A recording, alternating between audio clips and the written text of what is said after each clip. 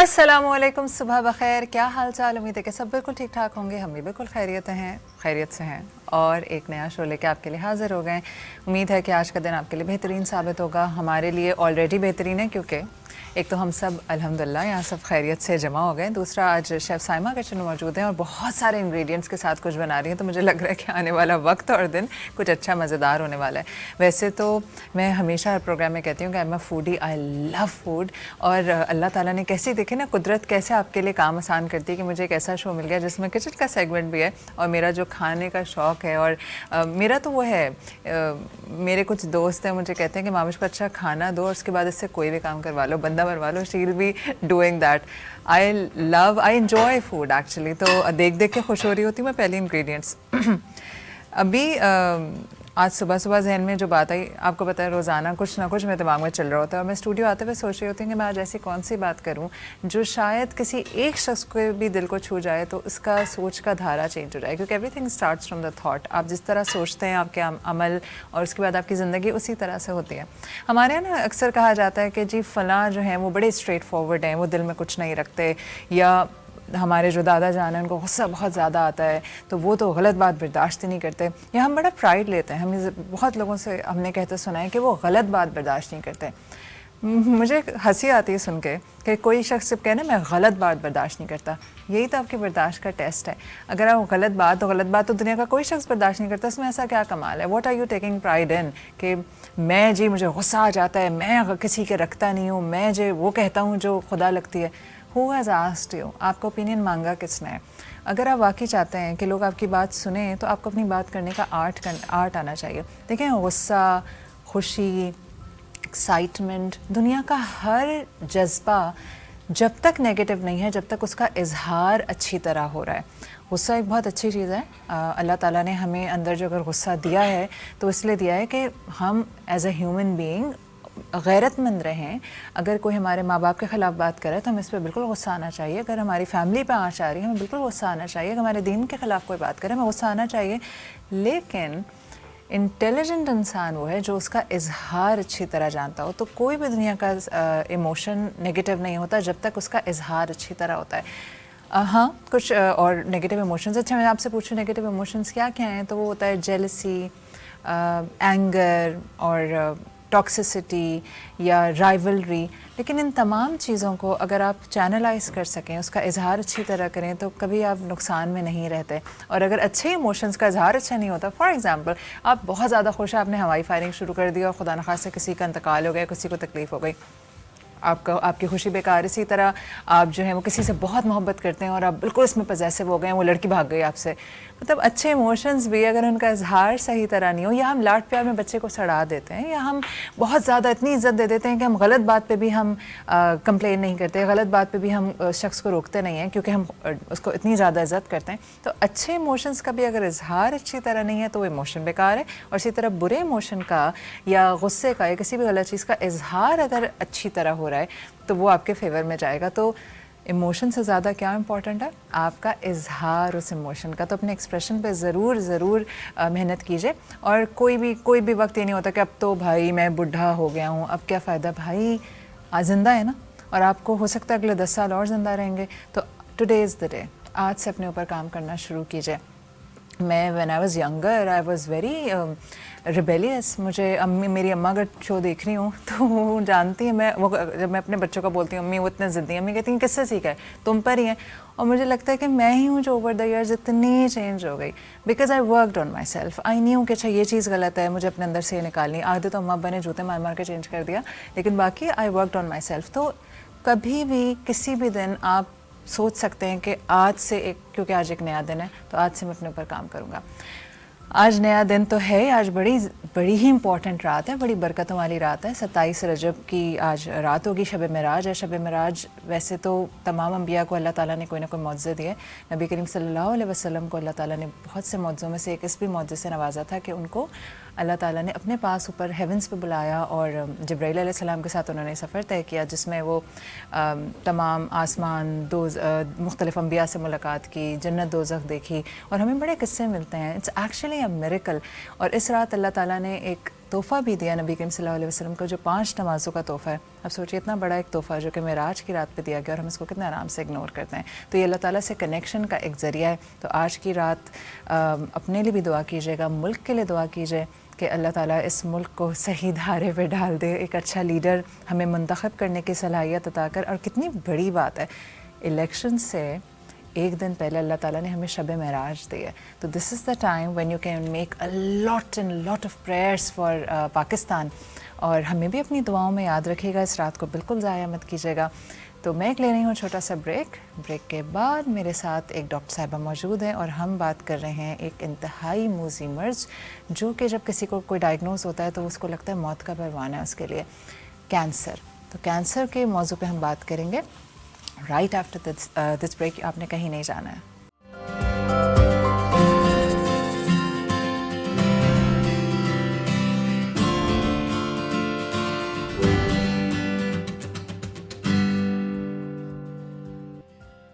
Welcome back after the break.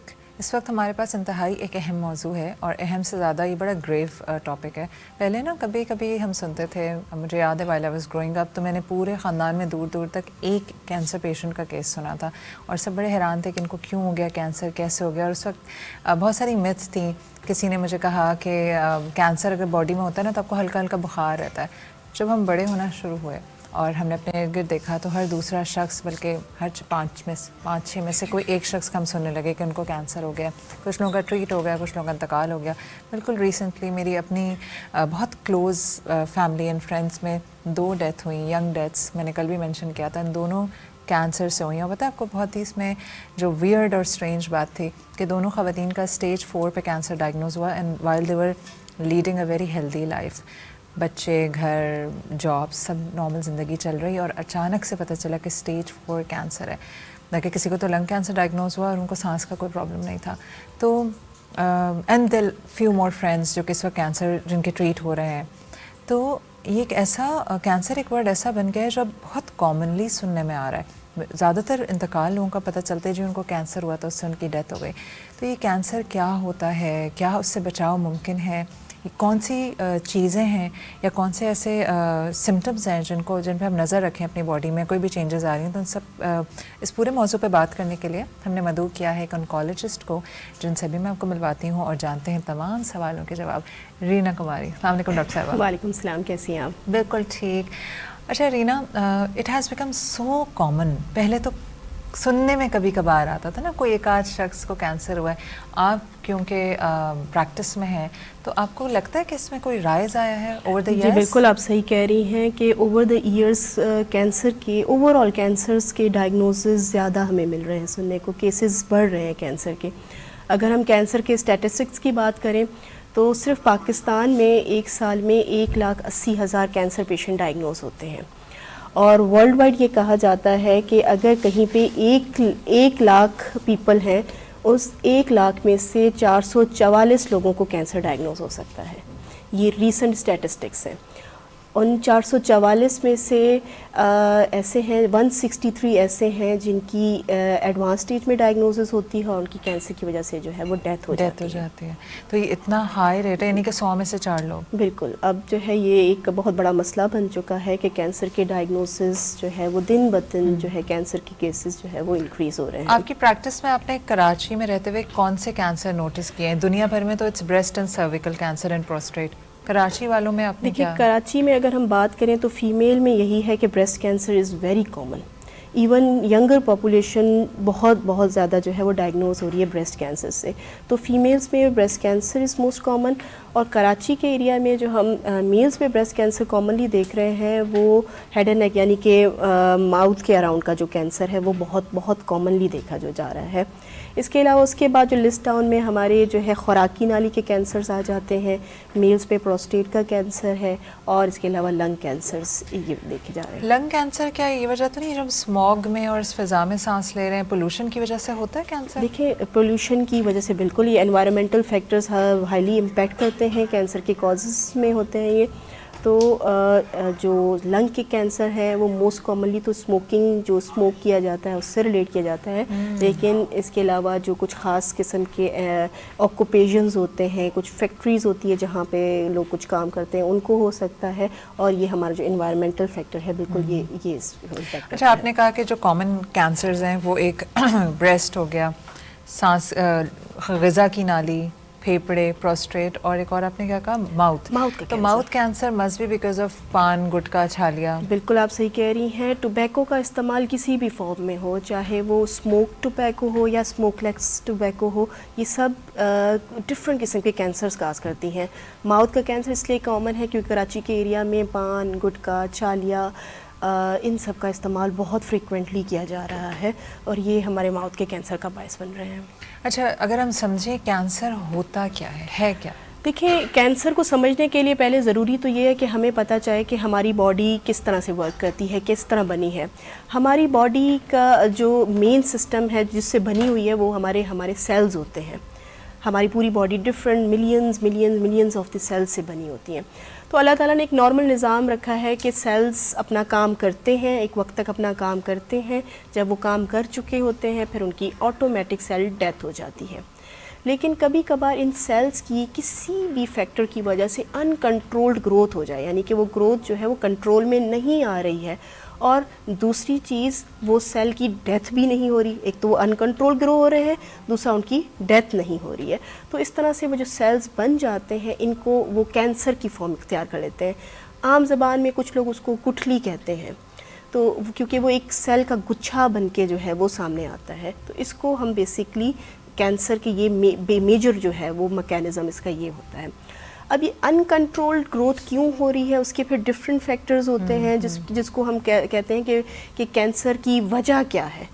تو اس میں کچھ وجہ ایسی ہیں جو کہ ہمارے کنٹرول میں نہیں ہے، اور کچھ وجوہات ایسی ہیں جو ہمارے کنٹرول میں ہیں. اچھا، جیسے ہمارے جو کنٹرول میں نہیں ہے وہ ہماری جینیٹکس ہے، موروثیت.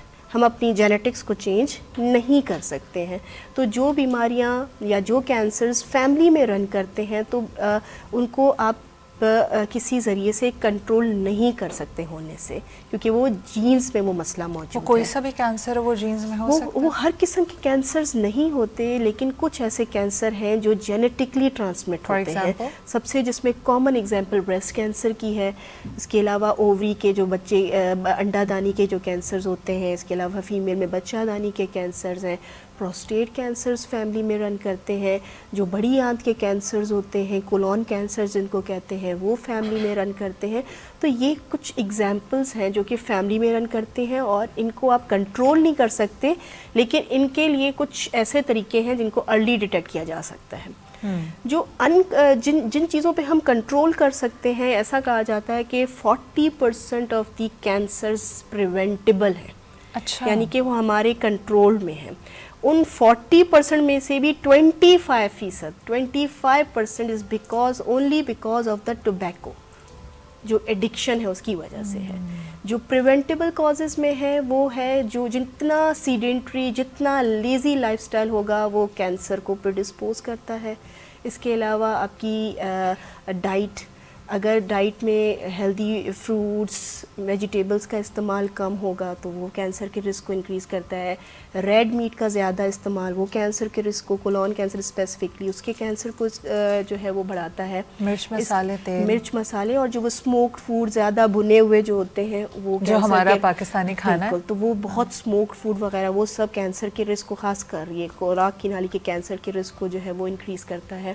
اس کے علاوہ پروسیس فوڈ کا استعمال جو کہ بہت کامن ہے پاکستان میں. اگر ہم بات کریں تو یہ پہلے آپ جائیں کسی بھی جگہ پہ سپر سٹورز میں جائیں، فریجز پوری بھری پڑی ہیں ان پروسیس فوڈ سے. تو اس کا استعمال بھی جو ہے وہ زیادہ ہو گیا. ویورز کے لیے بتا دیجیے پروسیس فوڈ میں کیا کیا آتا ہے؟ پروسیس فوڈ میں یعنی کہ یہی چکن ہے، یہی سب چیز ہے جس میں اس کو پروسیس کر کے جو ہے پریزرویٹیوز وغیرہ ایڈ کر کے جو ہے وہ تاکہ لانگ ٹائم تک جو ہے وہ استعمال کیے جا سکے. پروسیس میں کیا یہ ہمارے جیم جیلیز بھی آتے ہیں؟ بالکل یہ چیزیں آتی ہیں، جتنے بھی ٹن والی چیزیں آ گئی ان کا استعمال آپ دیکھیں کہ وقت رہتے کتنا زیادہ بڑھ گیا ہے.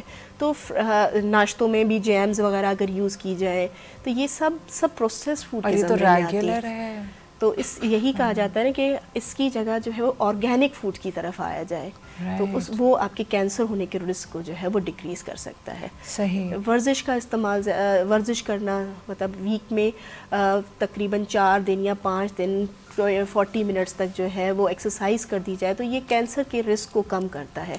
اب یہ 4 فیبرری کو پوری دنیا میں ورلڈ کینسر ڈے کو سیلیبریٹ کیا جاتا ہے اور جو اس سال کا تھیم ہے وچ از دی کلوز دا کیئر گیپ، کہ زیادہ سے زیادہ لوگوں کو جو ہے وہ کینسر کے بارے میں آگاہی دی جائے، ان کو جو ہے ان کے پریونشن کے طریقے بتائے جائیں اور ان کو ٹریٹمنٹ کیسے پاسبل ہے اور کیسے ٹریٹمنٹ ان کے لیے ایز کیا جائے.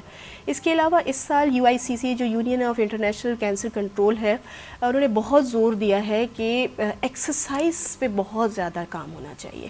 ایکسرسائز ہمارے یہاں ایک اور پرابلم ہو گئی، باہر ہم نکلتے نہیں ہیں کیونکہ حالات نہیں ہیں، اکثر پارکس نہیں ہیں، پارکس ہیں تو ان میں کتے گھوم رہے ہیں، ایک اور پھر گھر ہمارے چھوٹے ہو گئے ہیں، پہلے بڑے گھروں میں رہنے کا رواج تھا، اب اپارٹمنٹس میں ہوتا ہے.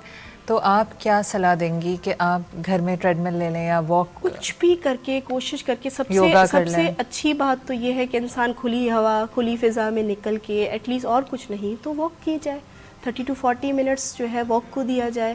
اگر وہ نہیں، ہر بندہ جم نہیں جا سکتا، ہر بندہ ٹریڈ مل افورڈ نہیں کر سکتا تو اپنے ہی ایریا میں کسی بھی طریقے سے چھت پہ چلے گئے، جیسے آپ نے کہا یوگا کا ذکر کیا، اس طرح سے کچھ بھی ایکسرسائزز ہو گئی وہ کی جائیں تو یہ بہت بینیفیشل. یوگا تو آپ ایک جگہ پہ کھڑے کھڑے کر لیتے ہیں، اسٹریچز جو ایروبک ایکسرسائزز ہیں وہ پریکٹسز کی جائیں تو یہ بہت ضروری ہے.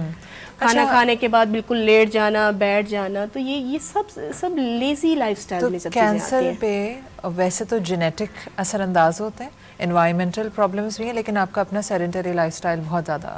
دیکھیے ہم جب بھی ہمارے پاس پیشنٹ آتے ہیں وہ سب سے زیادہ فوکس ان کا ہوتا ہے کہ ہماری تو فیملی میں کینسر ہی نہیں ہے، مجھے کیسے ہو گیا. تو اور جو جینیٹکس پہ بات ہوتی ہے تو یاد رکھیے جو کینسرس اونلی 5 to 10% جو ہے وہ جینیٹک ہوتے ہیں، یعنی کہ 95 to 90% جو ہے وہ ہماری فیملی سے ہسٹری کے ساتھ لنکڈ نہیں ہے. یقین مانے everybody is at the risk.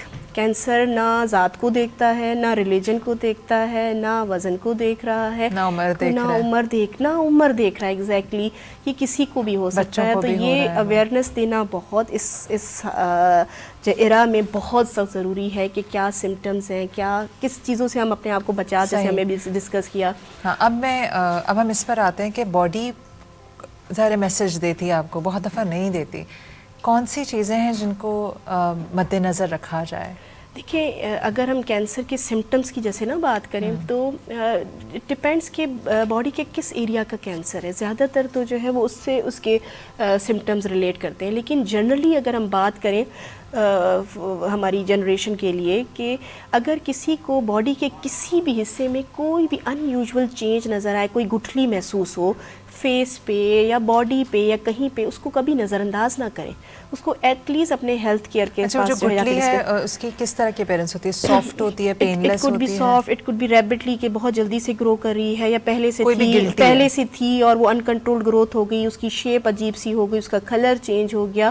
تو کوئی بھی ایسی چیز آپ کو جو ان یوزول لگے، تو زیادہ تر کیسز میں ایسی گٹھلیاں کینسر نہیں ہوتی، لیکن ضروری یہ ہے کہ اپنے ہیلتھ کیئر سے چیک اپ کروا لیا جائے. تو پہلی چیز یہ ہوگی گٹھلی. دوسرے جتنے بھی ہمارے باڈی کے اوریفائسز جو باڈی کے سوراخ ہیں ان میں سے کبھی بھی خون کا آنا، کوئی رطوبت کا آنا، فار ایگزامپل ناک میں سے، منہ میں سے، یا کان میں سے، یا پیشاب کی جگہ سے، یا بڑے پیشاب کی جگہ سے، یا جو زنانہ راستہ ہے ان سے کوئی ایب نارملی بلڈ آنا اسٹارٹ ہو تو یہ اس چیز کو کبھی اوائڈ نہیں کرنا چاہیے. اس کو ہیلتھ کیئر ورکر کو ضرور دکھا دینا چاہیے. ضروری نہیں ہے کہ وہ کینسر ہو، لیکن یہ کینسر کی علامت ہو سکتی ہے. منہ میں اگر کوئی ایسا چھالا وغیرہ ہے جو کہ ہیل نہیں ہو رہا، over the week of 2 week سے زیادہ ہے اور وہ نہیں ہیل ہو رہا، اسے ضرور دکھا دینا چاہیے. اچھا 2 ہفتے سے چھالا پرسسٹ کر رہا ہے تو اس کو، اور وہ ہیل نہیں ہو رہا، تو اس کو دکھا دینا ضروری ہے. فیمیل میں جیسے breast cancer is very common, جو اس کی سب سے کامن جو پریزنٹیشن ہوتی ہے وہ پین لیس لمپ، یعنی درد کے بغیر ہونے والی گٹھلی ہے. تو ہم ہر سال اکتوبر میں بہت اویئرنیس دے رہے ہوتے ہیں کہ اپنے بریسٹ کا ایگزامینیشن کریں. جس میں آپ ٹچ کر رہے ہیں مگر درد نہیں ہو رہا, مگر اٹ از دیئر, تو یہ it is something abnormal. اور اس کو یہ چیز کر کے اس کو بھول نہیں جانا چاہیے کہ درد نہیں کر رہی تو مجھے نہیں چھیڑ رہی, میں اس کو کیوں چھیڑوں.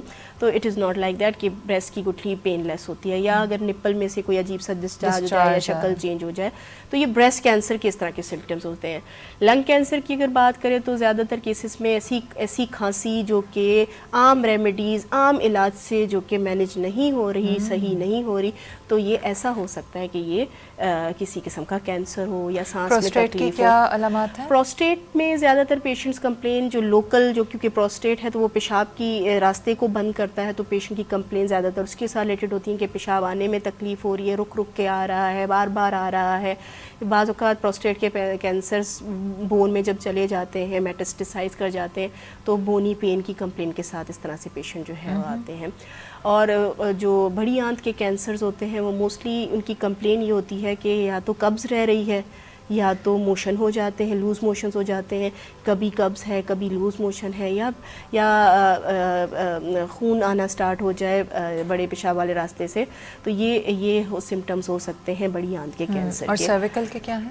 سروائکل کے کینسرز جو ہے وہ اس میں زیادہ تر کیسز میں پیشنٹ کو انٹرمینسٹرل بلیڈنگ کی ہسٹری ہوتی ہے, یعنی کہ مینسز کے بیچ میں پیریڈز کی بلیڈنگ ہو جائے یا جو ہے پین سٹارٹ ہو جائے, تو وہ سروائکل کینسرز, یا کوئی رطوبت آنا سٹارٹ ہو جائے, وہ سروائکل کینسرز کے. لیکن آپ فیورش نہیں رہتا ہے, بخار نہیں ہوتا؟ بخار ہر قسم کے کینسرز کے سمٹم میں نہیں آتا, لیکن زیادہ تر جو ہیمیٹولوجیکل جو بلڈ کے کینسرز ہوتے ہیں ان میں پیشنٹ کمپلین کرتے ہیں کہ ان کو فیور ہے, لمفوماز جس میں ہمیں کہتے ہیں, اس میں یہ کہ وداؤٹ این انفیکشن پیشنٹ کو فیور ہے, جو کہ ڈاکومنٹ بھی ہوتا ہے, تھرمومیٹر پہ بھی آ رہا ہوتا ہے. آپ انفیکشن کے کازز کو دیکھ لے جاتے ہیں, کیونکہ فیور کو انفیکشن کے ساتھ کو ریلیٹ کیا جاتا ہے, تو آپ فیور انفیکشن کو رول آؤٹ کر لیتے ہیں, تو وہ فیور جو خون کے کینسرز ہوتے ہیں ان کے ساتھ ریلیٹڈ ہو سکتے ہیں.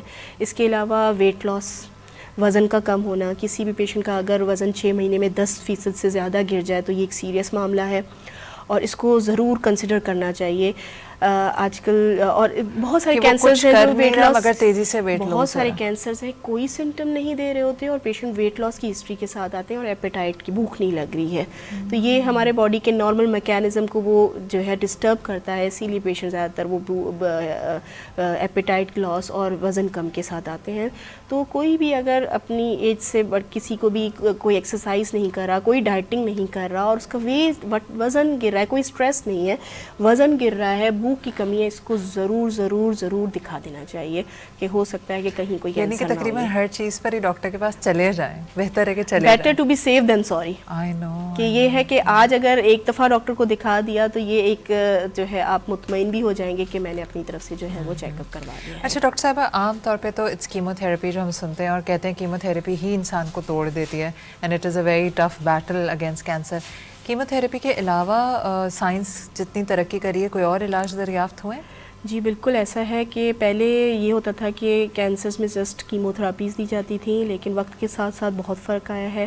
اب ہم زیادہ تر ٹارگیٹڈ ٹریٹمنٹ کی بات کرتے ہیں, امیونو تھراپی کی بات کرتے ہیں. ریڈیشن نہیں, ریڈیشن لوکل ٹریٹمنٹ ہے, جس ایریا کی ہے اس جگہ کوئی وہ کام کرے گی.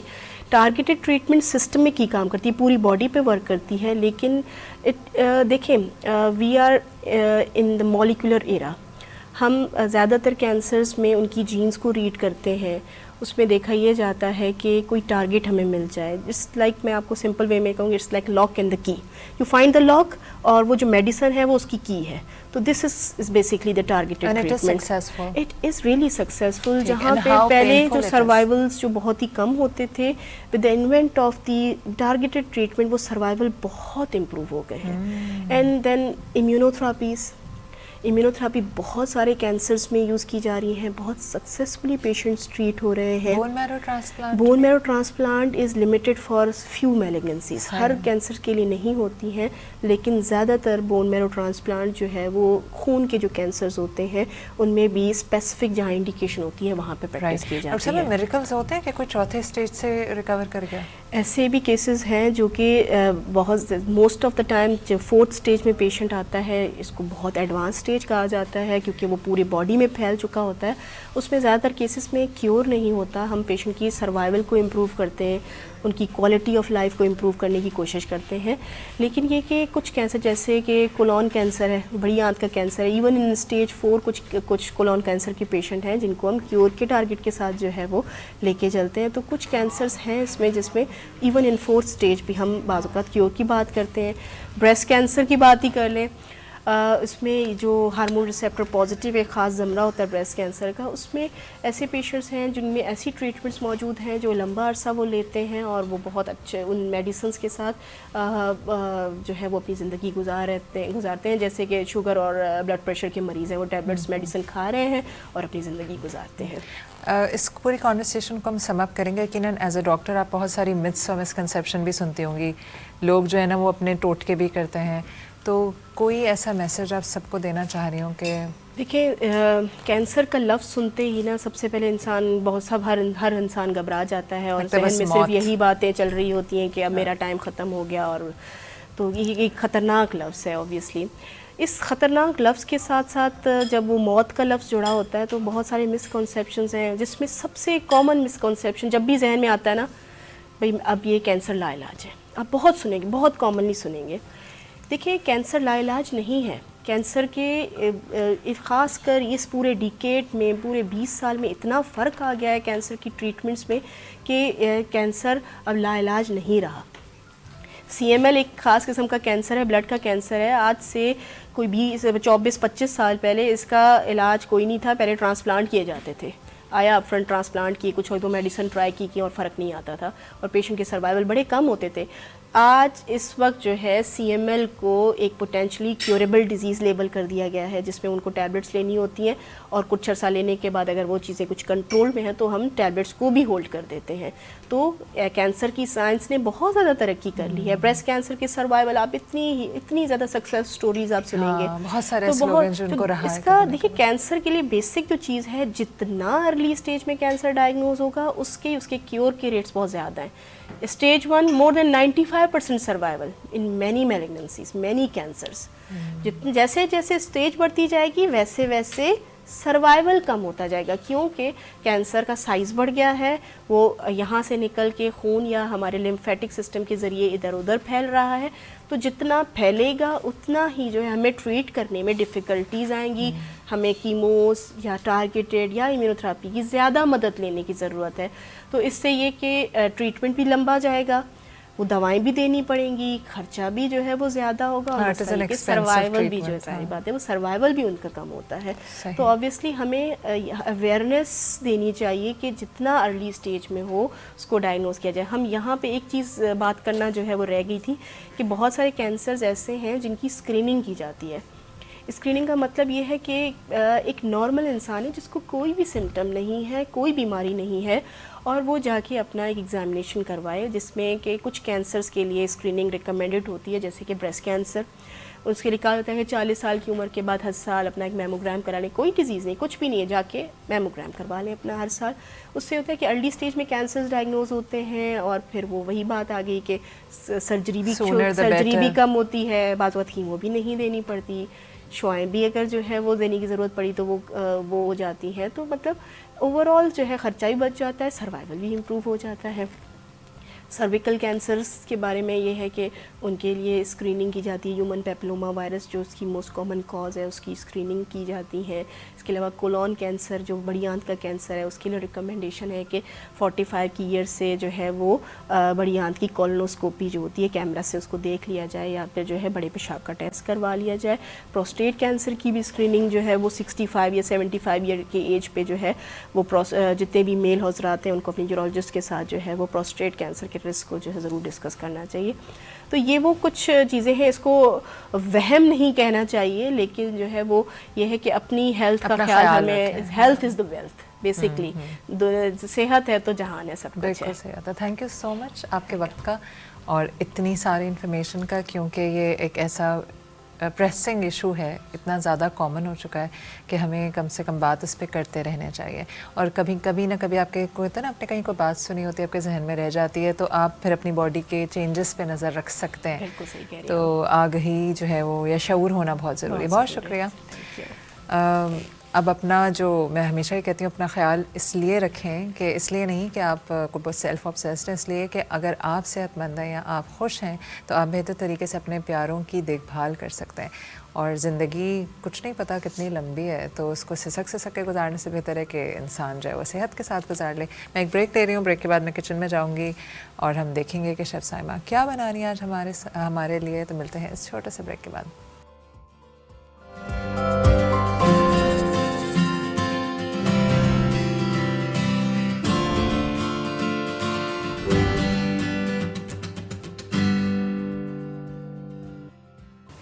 Welcome back after the break. میں موجود ہوں کچن میں اور ہم ابھی جانیں گے سائمہ سے کہ کیا بن رہا ہے آج. السلام علیکم. السلام علیکم، کیا حال چال؟ بالکل خیریت، آپ بتائیے کیا حال چال؟ بالکل ٹھیک ٹھاک ہوں. اور یہ پوٹیٹوز اور چکن اسٹرپس آج بن کے تھوڑی سی ہم دعوت دیں تو اسی لیے بہت سبزی کھلا دی، تو آج دعوت کا سما پیدا کرنے کی کوشش ہو رہی ہے. اچھا جی، آج جو ہے وہ میں لے کر آئی ہوں کراچی کے ایک فیمس ریسٹورینٹ کی بہت ہی زبردست سی ریسیپی جس کا نام ہے ڈھاکہ فرائیڈ چکن. اچھا. اور جب یہ ریسٹورینٹ بنا تو اس کو کھانے کے لیے اس ریسیپی کی بڑی ہائپ تھی، یعنی اس ڈش کی. تو اس کو کھانے کے لیے لوگ دور دور سے آتے تھے. اور وہ ریسٹورینٹ بھی ہائی وے پہ ہے، ایک برانچ جو اس کی ہے وہ 2 دریا پر بھی ہے. تو آج میں نے سوچا کہ اس کی ریسیپی ہم اپنے ناظرین سے شیئر بھی کریں تاکہ آپ کو کہیں دور جانا نہ پڑے، دور جانا نہیں پڑے. بالکل. تو ابھی ہم شروع کرتے ہیں. اس کو رکھیں، ٹھیک ہے ماوش. اس کے لیے جو ہے وہ میں نے ½ kg بون لیس چکن لی تھی اور اس کو میں نے ایسے جولین کٹ میں کٹوا لیا تھا. ٹھیک ہے. اسٹرپس لیں، زیادہ اچھی بات ہے. اور اس میں ہم مرغی کے سینے کا استعمال کریں گے، چکن بریسٹ کا استعمال کریں گے. یوزلی آپ کو پتہ ہے میں تھائی لیگ کا بتا رہی ہوتی ہوں، بٹ یہ آپ بنائیں گے اگر چکن بریسٹ سے تو بہت اچھی بنے گی. اور اکثر شکایت یہ ہوتی ہے لوگوں کو کہ ہماری یہ جو گوشت ہے، سینے کا گوشت مرغی کا، وہ ڈرائی ہو جاتا ہے. تو اس کے لیے میں آپ کو دوبارہ ٹپ دیتی چلوں. میں نے ابھی اس میں تقریباً 1/4 ٹی اسپون کے برابر بیکنگ سوڈا شامل کر دیا ہے. اچھا صحیح. بیکنگ سوڈا جو ہے وہ گوشت کو ڈرائی نہیں ہونے دے گا اور جوسی رکھے گا اور کرسپی کرے گا. اس کے 2-3 فائدے ہیں، تو آپ لوگ پہلے سے اس میں ڈال دیں. اور ساتھ ہی جو اس کی میرینیشن کے اجزاء ہیں وہ میں آپ کو بتاتی چلتی ہوں. یہاں پہ میں شامل کرنے جا رہی ہوں تقریباً 1 ٹیبل اسپون کے برابر جنجر گارلک پیسٹ. ٹھیک ہے. 1 ٹیبل اسپون کے برابر جنجر گارلک پیسٹ اس میں جائے گا. پھر ہم شامل کریں گے اس میں تقریباً 1 ٹی اسپون، یہ سارے ٹی اسپونز ہیں، 1 ٹی اسپون کے برابر لال مرچی کا پاؤڈر چلا جائے گا. ٹھیک ہے. 1 ٹی اسپون کے برابر ہی میں اس میں ڈالوں گی کٹی ہوئی لال مرچ. 1/4 ٹی اسپون کے برابر کالی مرچ پسی ہوئی. نمک حسب ضرورت. ٹھیک ہے. اور 1 سے 1.5 ٹیبل اسپون کے برابر ہی ہم اس میں تل شامل کریں گے. صحیح. تل میں سارے ڈال دے رہی ہوں. اس میں تل کا استعمال اور اس کا ٹیسٹ بہت اچھا آتا ہے. بہت زیادہ تل نہیں ڈالیے گا ورنہ اس سے کرواہٹ ہو جائے گی. ٹھیک ہے. اچھا یہ تو چلا گیا. اس میں ماوشی آپ پلیز وہاں رکھ دیجئے. اس کو میں یہاں بول کو رکھ لوں، کیمرے میں دکھا سک رہے ہیں. ٹھیک ہے. اس کے بعد دیکھیں جی ہم یہاں پر ڈالنے جا رہے ہیں تقریباً 2 ٹیبل اسپون کے برابر لیمن جوس. ٹھیک ہے. وہ چلا گیا اس میں. پھر میں ڈالوں گی اس میں 1/4 cup corn flour. 1/4 cup corn flour جب آپ ڈالیں گے تو ½ کپ میدا جائے گا، یعنی اس کا ڈبل کوانٹٹی میں میدا جائے گا. یہ آپ اس کا ریشو رکھیے گا ½ kg کے حساب سے، پھر آپ کی یہ بالکل صحیح بنے گی. اور اس کو ہم ڈال کے میرینیٹ کر سارے اجزاء ڈال کے میرینیٹ. چکن ہے ½ kg کے برابر چکن ہم نے لے لی تھی. اور اس میں پھر میں نے شامل کیا 1/4 کپ کارن فلاور، 1/2 کپ میدا. میدا ڈبل کوانٹٹی میں ڈال دیں گے. تھوڑا سا میں ابھی بچا رہی ہوں، جب میں انڈے شامل کروں گی اس کے بعد میں دیکھوں گی اگر مجھے اور ڈالنا ہے یا نہیں. ٹھیک ہے مہوش. اس کے بعد انڈے شامل کرنے کے بعد ہی اس کو ہم گھر میں اگر آپ بنا رہے ہیں تو آپ اس کو پلیز میرینیٹ کر کے 1 گھنٹے کے لیے رکھ دیں. لیکن ہمارے پاس یہاں ٹائم نہیں ہوگا تو ہم فوراً بنائیں گے. چولہا جلا دو؟ چولہا آپ بالکل جلا دیجئے تاکہ اور پیچھے ہٹ جائیے ساتھ ہی جلانے کے بعد. ٹھیک ہے مہوش. اس کو اب میں مکس کر رہی ہوں اور مکس کر کے تھوڑا سا ہم اس کو آئل گرم ہونے پہ ڈال بھی دیں گے تاکہ ایک آدھ فرائی ہو کے سامنے آ جائے. اور اس کے ساتھ یہ ویسے ایپیٹائزر کے طور پہ بھی آپ استعمال کر سکتے ہیں اس ڈش کو. اور اگر آپ کوئی ہائی ٹی وغیرہ اپنی رکھے ہوئے ہیں گھر میں تو یہ ہائی ٹی کا بہت زبردست آئٹم ہے.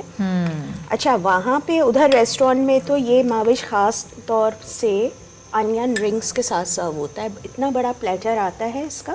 ٹھیک ہے. اس چکن کے ساتھ انین رنگس فرائی ہوتے ہیں. میں ویسے آج تھوڑا سا میں نے چینج کر دیا ہے. انین رنگس کے بجائے ہم اس کے ساتھ تھوڑے سے فرائی کر لیں گے تاکہ بچے، آپ کو پتہ ہے ایسی چیزیں بہت شوق سے کھاتے ہیں تو یہ فل جو ہے بچوں کی بھی پسند کا ڈش ہو جائے گی. دیکھیں اب جب میں نے اس کو میرینیٹ کیا ہے تو یہ نہ بالکل رنی ہے اور کوٹنگ ہمیں بالکل ایسی ہی چاہیے، نہ بہت تھک ہے. ٹھیک ہے. اب ہم آئل گرم ہونے کا ویٹ کر لیتے ہیں. ایک وہ ڈال کے دیکھو. نہیں ابھی ہوا ہوا نہیں ہے کیونکہ کافی اچھا. اور یہ ڈیپ فرائی کر کے ہم نکالیں گے؟ ڈیپ فرائی کریں گے اور ہم اس کو نکالتے جائیں گے اور پھر اس کے بعد ہی میں ماوش پھر فرائز کی طرف بڑھوں گی. فرائز آپ نارمل فرائز بنائیں گے؟ نہیں ماوش، میں اس کے اندر تھوڑا سا کارن فلاور اور میدا اور سیزننگ سارے نمک کالی مرچ ڈال کے اس کو تھوڑا سا ٹاس کروں گی. میدے اور کارن فلاور کی کوٹنگ اس پر آ جائے گی کیونکہ یہ ہلکے سے موئسٹ ہیں. یہ تم نے یہ چپک جائے گا. ابال کے نکالے؟ نہیں یہ کچے ہیں. اچھا یہ کچے ہیں اور اس میں دیکھیں ایک موئسچر سا ہے تو ہمیں نا کوٹنگ کے لیے پانی کی اب ضرورت نہیں ہے. ہم 2 چمچ کارن فلاور اور 2 چمچ ہی میدا اس کو کوٹ کریں گے.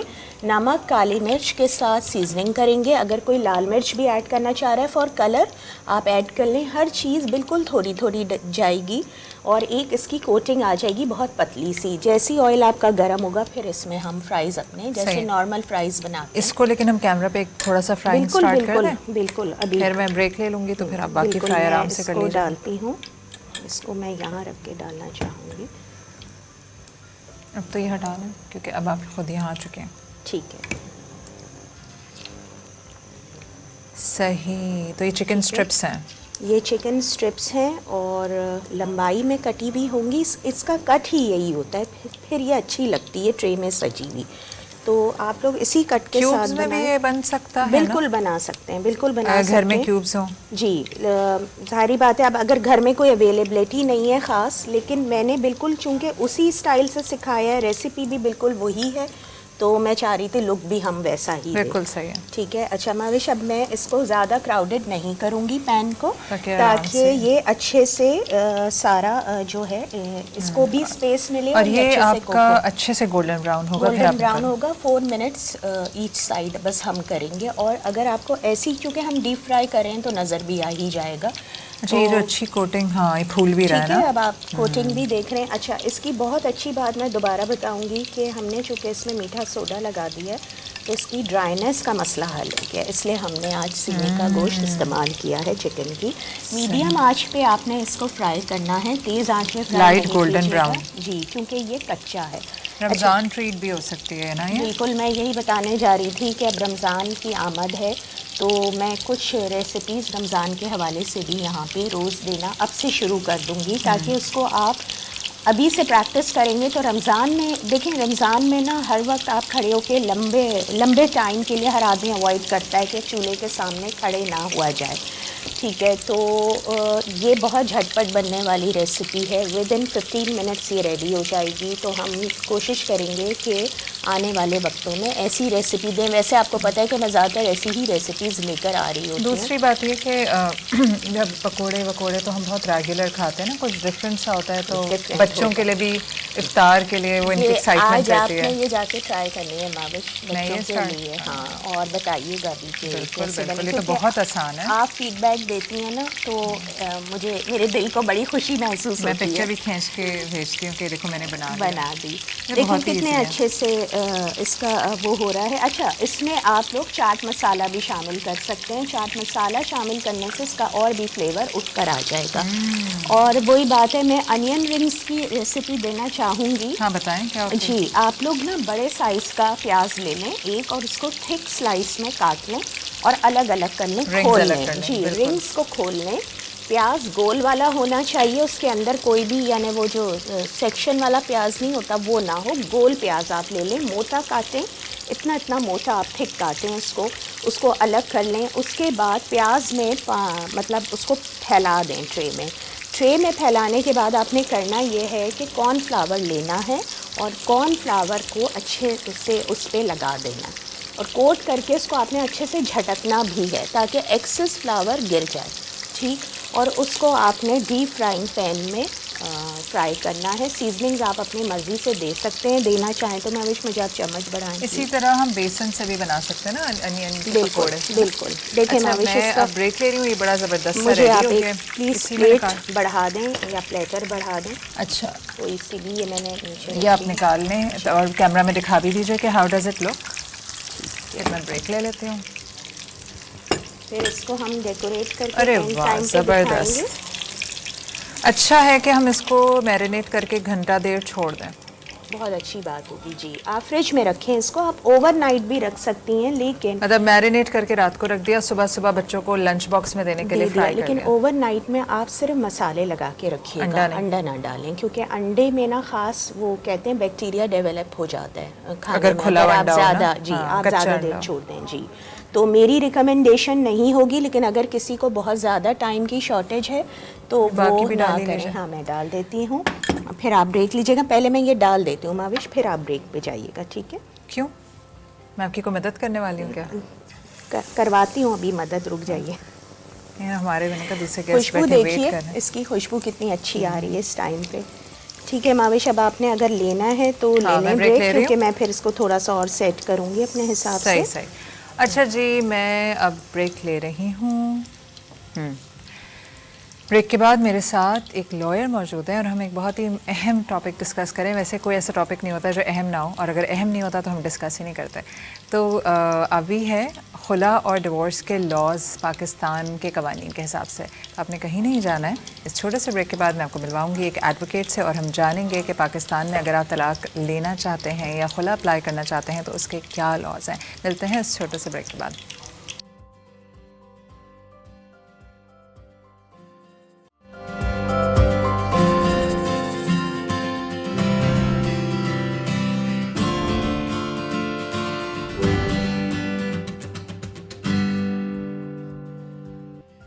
Welcome back after the break. ایک ابھی بہت سینسٹیو ٹاپک ڈسکس کیا تھا ہم نے, کینسر کے سمٹمز. اس سے بڑا ایک اور موذی مرض جو کہ ہمارے ہاں بہت عام ہے, اور وہ ہے طلاق کی بڑھتی ہوئی شرح. پہلے مجھے تو یاد بھی نہیں, ہماری فیملی میں کوئی ڈیورسڈ کپل تھا ہی نہیں. کبھی میں نے سنا نہیں تھا کہ کسی بھی فیملی میں کوئی علیحدگی ہوئی ہو, یا کوئی علیحدگی کا بھی کانسیپٹ نہیں تھا. ایک دوسرے کے سر پھاڑ رہے تھے مگر ایک ساتھ ہی رہ رہے تھے سارا خاندان والے. اب اور ہم لوگ بڑا اس چیز میں پرائڈ لیتے تھے کہ ہماری فیملی میں کوئی سپریشنز نہیں ہوتی. اب میں نے اپنے خاندان میں ہی اتنی ساری اوور پاسٹ 5 ایئرز طلاقیں اور خلا دیکھی کہ مجھے احساس ہوا کہ وہ تمام خاندان بھی جو کہ بالکل پسند نہیں کرتے اس چیز کو, ان کے بچوں میں بھی یہ بھی ہو رہا ہے. اب آپ یہ تو خاندان کی بات ہے, آپ فرینڈس میں ادھر ادھر دیکھیں. میں اپنے بچوں کے اسکول جاتی ہوں, there are so many single mothers. یہ ہوا کیا پچھلے 10 سال؟ یقیناً اس کے پیچھے بہت کوئی نہ کوئی محرکات ہوں گے. یہ نہیں ہوتا کہ اچھا یہ طلاقیں وہ نہیں ہے کہ 1 سال بعد ان کی نبھی نہیں تو وہ چھوڑ دیا. 18 سال پرانی شادی, 16 سال پرانی شادی, 20 سال پرانی شادی. تو یقیناً کوئی نہ کوئی پیچھے ریزنز ہیں. تو ہم ریزنز کو تو ڈسکس نہیں کریں گے, ہم یہ بات کریں گے کہ اگر کوئی عورت ایسی میرج میں ہے یا کوئی ایسے مرد ایسی میرج میں ہے جس میں وہ خوش نہیں ہے یا وہ واقعی اتنا نکلنا چاہتے ہیں اس شادی سے, تو اس کی کیا طریقہ کار ہے؟ ڈیورس اور طلاق اور خلا, یہ 2 ٹرمز ہم سنتے ہیں لیکن اکثر ہم کنفیوز رہتے ہیں. بہت دفعہ ہمیں یہ نہیں پتہ ہوتا کہ کس کے پاس جائیں, قانون کیا کہتا ہے, قانون مجھے پروٹیکٹ کس طرح کرتا ہے. بہت سی ایسی فیملیز ہوتی ہیں جو بروکن بہت پہلے ہو چکے ہوتے ہیں لیکن اسے بچوں کے ہاتھ ساتھ رہ رہے ہوتے ہیں اور اس کی وجہ سے بڑے ٹرامیٹک بچے بیچارے, بچوں کا بہت بچپن کا ٹراما رہ جاتا ہے, وہ بعد میں اپنی بیویوں کو ڈیورس دے دیتے ہیں جیسی ذرا سی بات ہوتی ہے. جنریشنل سائیکل ہے. تو اس اہم موضوع پہ بات کرنے کے لیے میں نے ایک ہائی کورٹ کے ایڈوکیٹ کو مدعو کیا ہے اور وہ ابھی ہم ڈسکس کریں گے کہ ڈیورس اور خلا کے جو پاکستان میں لاز ہیں وہ کیا ہیں اور کس طرح امپلیمنٹ ہوتے ہیں, اور کوئی بھی شخص اگر کسی تکلیف دہ سچویشن سے گزر رہا ہے تو وہ اپنا جو نجات کی راہ ہے وہ کیسے تلاش کرے. تو معظم علی, السلام علیکم. وعلیکم السلام. کیسے معظم آپ؟ جی الحمدللہ. معظم یہ بڑا کامن ہو گیا نا, تو بلکہ جتنے بھی لائرس سے میری بات ہوتی ہے وہ کہتے ہیں سب سے زیادہ اس وقت ڈیورس کیسز ہم ڈیل کر رہے ہیں. پہلے صرف 10 سال پہلے چلے جائیں تو it was not very common. دیکھیے اسپیشلی آفٹر کووڈ اس میں انکریز تو ہوا ہے, کیونکہ وہ 1.5 سال جب گھر میں رہے میاں بیوی تو نے کہا ہم ناقابل برداشت. 30% آپ کے کیسز جو ہے وہ انکریز ہوئے ہیں ریسنٹلی ان سندھ پروونس. اگر میں آپ کو بتاؤں کہ 30%. جی بالکل. 2020 میں جو ڈیورس کیسز کا ریشو تھا وہ تھا 16,000 پلس, اور اب جو ریسنٹ سروے آیا ہے 2022 تک, جولائی 2022 تک, اس میں 19,000 پلس آپ کے کیسز فائل ہوئے ہیں اور وہ ڈسپوز آف بھی ہوئے ہیں. سو اس کی وجوہات تو بہت زیادہ ہیں, بہت مختلف ہیں. It vary from case to case, it's vary from family to family who are facing those issues. لیکن جو کووڈ کے بعد ان ایشوز میں ان کیسز میں رائز ہوا ہے, اس کی مین وجوہات جو ہے وہ فائنینشیل کرائسس ہے, وہ آپ کی انٹالرنس ہے. اور یہ پہلے ویسٹ میں بہت زیادہ ہوتا تھا, اب یہاں پاکستان میں بھی اس قسم کے ایشوز رائز ہونا شروع ہوئے ہیں. اس کی وجوہات یہ ہیں کہ فائنینشیل کرائسس کووڈ کے بعد آپ کو پتہ ہے کہ ہمارے بزنس کولیپس کر گئے ہیں, انمپلائمنٹ بہت زیادہ ہو گئی ہے, اور جس طرح سے انفلیشن بہت زیادہ ہوئی ہے, تو یہی مین وجوہات ہیں. بٹ میں ذاتی طور پہ صرف اور صرف فائنینشیل کرائسس اور انمپلائمنٹ کو اس طرح سے نہیں سمجھتا کہ یہی مین ریزنس ہے. جو ہمارا مین ریزن ہے نا وہ ہے آپ کے سوشل ایٹیٹیوڈس, آپ کا اپنا behaviour, whether it comes to the woman اور دا مین. لیکن جب تک آپ اپنے آپ کو اون کرنے, آپ ایک ریسپانسبلٹی نہیں لیتے شادی کو فلفل کرنے کے لیے یا شادی کو انٹیکٹ رکھنے کے لیے, تو پھر یہ آپ کے ڈائیورس ریٹس جو ہیں وہ انکریز ہوتے ہیں. But once again I must say کہ یہ ویری کرتا ہے فرام کیس ٹو کیس, اس میں بہت سارے ایشوز ہیں. یہ بات آپ نے جو کہی نا فائنینشیل ریزنس, ابھی میں اس پر یہی سوچ رہی تھی کہ بہت دفعہ کیا ہوتا ہے کہ ریزنس کچھ اور ہوتے ہیں, ٹریگر کسی وجہ سے ہو جاتے ہیں. فار ایگزامپل اگر ہمارے پیرنٹس, ہماری ماں, چلے ماں بہت محبت کرتی ہے اولاد سے, اگر ماں کے پاس پیسے نہیں بھی ہوتے اولاد اس کو نہیں چھوڑتی, لیکن اگر ماں ظالم تھی یا پہلے ہی بچے تنگ تھے اپنی ماں سے, تو وہ کوئی نہ کوئی ریزن تلاش کرتے ہیں اس رشتے سے نکلنے کے. یا باپ کو اکثر بچے جیسے بڑے ہوتے ہیں وہ بچپن میں تو سہ لیتے ہیں مار پیٹ یا بیجا غصہ, جیسے وہ اڈلٹہڈ میں انٹر ہوتے ہیں, جیسے وہ پہلی سیلری ان کی آتی ہے اور وہ گھر چھوڑ کے جاتے ہیں. تو شاید یہی وجہ, جو آپ نے بالکل صحیح بات کہی کہ میں آپ کہہ رہے ہیں میں فائنینشیل کو وہ نہیں دیتا, چلیں یہ ایک ڈیٹا ہے ورلڈ وائڈ بھی ہے کہ ورلڈ وائڈ بھی ڈیورس ریٹس میں زیادہ بڑا ہے, کیونکہ جب آپ ساتھ رہے اور سارا دن ساتھ رہے تو اس میں ڈومیسٹک وائلنس بھی بہت بڑا. ایگزیکٹلی, ڈومیسٹک وائلنس اور جو جوائنٹ فیملی سسٹم ہے جو کہ اب پاکستان میں اپر مڈل کلاس فیملی میں تو کافی حد تک ختم ہو چکا ہے, لیکن جو لوور مڈل کلاس فیملی ہے یا لوور کلاسز ہیں اس میں جوائنٹ فیملی سسٹم کا اس میں بڑا رول ہے, کیونکہ وہ آپ کے انٹرفیئرنسز بہت زیادہ ہوتے ہیں. اب دادی جو ہے وہ بچوں کو ماں کی طرح رکھنا چاہتی ہے, ماں جو ہے وہ ہمیشہ ٹارگٹ پہ رہتی ہے کہ جی جس طرح سے میں نے اپنے بچوں کو پالا ہے اس طرح سے آپ پالیں. یا پھر وہ جو ایڈوائزز دیتے ہیں آپ کے رشتہ دار, جو کہ ان نیسیسری ایڈوائزز ہوتے ہیں آپ کو اپنی زندگی گزارنے کے حوالے سے, تو یہ بہت سا ایشوز ہیں. اور اس میں سب سے مین جو رول ہے نا وہ اس مرد اور اس عورت کا ہے. اگر وہ اپنی زندگی میں کسی بھی تھرڈ پارٹی کو, ویدر وہ ان کے والد ہیں, والدہ ہیں, کوئی کزن ہے یا کوئی دوست ہیں یا کوئی رشتہ دار ہے, اگر وہ ان کو انٹروین کرنے دیتے ہیں اپنی پرسنل لائف میں, اپنی انڈیویجول لائف میں, اپنی میرڈ لائف میں, تو پھر آپ کے لیے کمپرومائز کرنا, سیٹل کرنا, ایشوز کو ریزالو کرنا تھوڑا مشکل ہو جاتا ہے. ایبسلیوٹلی, بالکل صحیح بات ہے. اچھا آپ دیکھیں, اب ہم بات کرتے ہیں کہ پاکستان میں دو طرح سے میرج جو ہے وہ ڈیزالو کی ہو جاتی ہے. ایک ہے طلاق, دوسرا خلا. پہلے میں طلاق پہ بات کرتی ہوں. ایک طلاق ہوتی ہے کہ اکثر لوگ جو ہیں وہ 3 طلاقیں گھر سے دے کے بات مطلب زبان سے 3 طلاق دی اور عورت کو گھر سے نکال دیا. اس کی قانونی کیا حیثیت ہے؟ اچھا, before answering this question I must tell you that there are 3 processes. One is the divorce, other one is the mutual divorce, and third one is the khula. پہلے میں میوچل ڈائیورس سمجھنا چاہوں گی. جی, میوچل ڈائیورس کے let's suppose for so and so reason, کسی بھی وجہ سے خاتون اور مرد اس بات پہ آمادہ ہو جاتے ہیں, بے شک ان کی اولاد ہے یا نہیں, وہ کہتے ہیں بھئی ہم ایک دوسرے کے ساتھ نہیں رہ سکتے. ٹھیک ہے, تو اس کا پروسیجر بالکل سمپل ہے. آپ نے ایک اسٹیمپ پیپر لینا ہے, اس اسٹیمپ پیپر پہ آپ نے کچھ وجوہات لکھنی ہے ڈائیورس ڈیڈ کی صورت میں ان ریٹن فارم, اور اس میں آپ نے یہ مینشن کرنا ہے کہ جی for so and so reasons we are unable to live together for reasonable time or in the future. So for that purpose اگر آپ کو وہ ریئلائز ہو جاتا ہے آفٹر ود ان 3 months کہ جی یہ ہم نے ڈیسیجن غلط لیا, تو وہ ریووک بھی ہو سکتا ہے. اٹس ناٹ نیسیسری کہ وہ فائنل ہو گیا. تو اس کا پروسیجر بالکل سمپل ہے. وہ اسی طرح سے ہے کہ آپ نے اس ڈائیورس نوٹس, اس میوچل ڈائیورس کا نوٹس آپ نے اپنی کنسرن جو یونین کاؤنسل ہے, جو یونین کاؤنسل کے چیئرمین ہیں, ان کو نوٹس کرنا ہے, and after 3 months you will get the divorce certificate. لیکن اس سے پہلے وہ یونین کاؤنسل کے جو چیئرمین ہیں وہ ایک آربیٹریشن کاؤنسل بناتے ہیں, جو کہ موسٹ آف دا کیسز بنی ہوئی ہوتی ہے. وہاں پر آپ کو اپیئر سمن کیا جاتا ہے, آپ کو اپیئر ہونا پڑتا ہے, اور اگر آپ ان کو کنونس نہیں کر پاتے کسی بھی وجہ سے, یا وہ آپ کو کنونس نہیں کر پاتے کہ جی why we are getting divorce, تو پھر آپ کی میرج جو ہے وہ ڈیزالو ہو جاتی ہے. صحیح. تو یہ نہیں کہ دونوں باہمی رضامندی سے بیٹھ کے ایک دوسرے سے جان چھڑا لیتا ہے. جی بالکل صحیح. اب آتے ہیں طلاق پہ. ایک آدمی نے کہا میں تمہیں طلاق دیتا ہوں, گھر سے اٹھا کے باہر پھینک دیا. اس کی لیگلی کیا حیثیت ہے؟ اس کا بھی جو پروسیجر ہے, طلاق بیسیکلی ہوتی ہے مسلم فیملی مسلم لاز آرڈیننس 1961 کے سیکشن 7 کے تحت آپ طلاق کے انٹائٹل ہے. مرد جو ہے مین جو ہے وہ انٹائٹل ہے ٹو پروناؤنس دا ڈائیورس. لیکن جو اس کا طریقہ کار ہے وہ یہ ہے کہ آپ نے پہلے ڈائیورس دینی ہے سنگل ڈائیورس. اچھا, آن دا فرسٹ انسٹنس. اگر آپ میں 3 طلاقیں ہو کے ایگزیکٹلی اگر آپ 1 go میں 3 طلاقیں دیتے ہیں تو دیٹ وڈ بی ڈکلیئرڈ ان شریعہ, مطلب وہ وائڈ آپ کی ڈائیورس ہے. اس پہ اب تو کافی ججمنٹس بھی آ چکی ہیں, اور Islamic council of Islamic ideology بھی اس بات کو بادر کر چکی ہے کہ جی 3 طلاقیں 1 go میں نہیں ہو سکتی.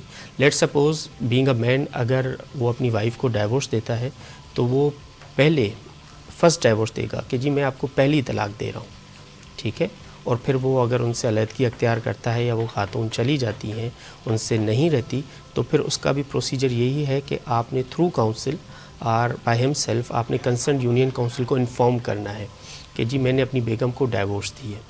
اگر آپ یہ ڈائیورس کا نوٹس کنسرن یونین کاؤنسل کو نہیں دیتے تو اس کی سزا ہے 1 سال سزا ہے اور 5,000 تک جرمانہ ہے. اور اگر لیٹ سپوز آپ نے کنسرن یونین کاؤنسل کو نوٹس نہیں دیا تو بعض اوقات, ابھی ریسنٹلی ایک سندھ ہائی کورٹ کی ایک ججمنٹ آئی ہے کہ ڈائیورس سرٹیفکیٹ ایشو ہو گیا ہے, لیکن اس میں یہ لیگل ایک مینس کہ انویلیڈیٹی عدالت کے سامنے گئی. اس خاتون نے اس ڈائیورس سرٹیفکیٹ کو چیلنج کیا, یا بلکہ شاید مرد نے اس ڈائیورس سرٹیفکیٹ کو چیلنج کیا, تو عدالت نے اس ڈائیورس کو نل اینڈ وائڈ قرار دیا.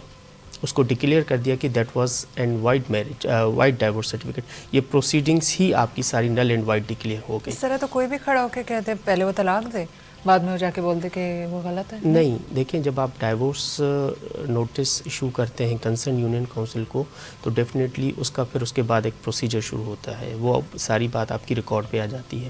اس کی ایک کاپی آپ کنسرن یونین کاؤنسل کو سینڈ کرتے ہیں اور ایک کاپی آپ اپنی وائف کو سینڈ کرتے ہیں. پھر وہ آپ کو سمن کرتے ہیں for the arbitration proceedings and settlement.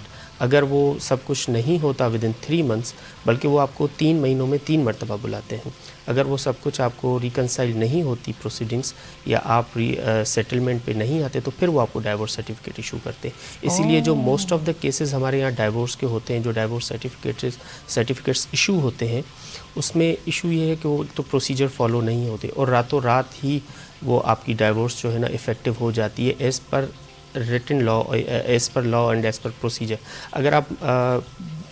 اگر آپ کے سامنے کبھی بھی ڈائیورس سرٹیفکیٹ آئے تو آپ اس میں دیکھیے گا کہ notice of date of notice, date of effective of divorce وہ سیم ہوتا ہے موسٹ آف دا کیسز، اس میں پروسیجر فالو ہی نہیں ہوتا. تو لہٰذا اگر آپ نے ڈائیورس کو افیکٹولی ایز پر لا افیکٹو کروانا ہے یا امپلیمنٹ کرنا ہے تو آپ کو پروسیجر فالو کرنا پڑے گا. صحیح.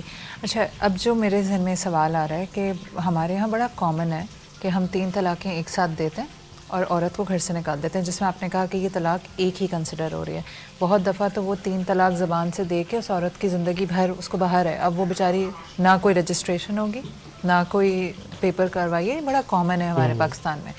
دوسرا، میرے ابھی کچھ دن پہلے ہی کسی سے میری بات ہو رہی تھی تو وہ کسی کا کیس بتا رہے تھے کہ وہ میاں جب بھی غصے میں آتے تھے وہ طلاق کا لفظ بول دیتے تھے.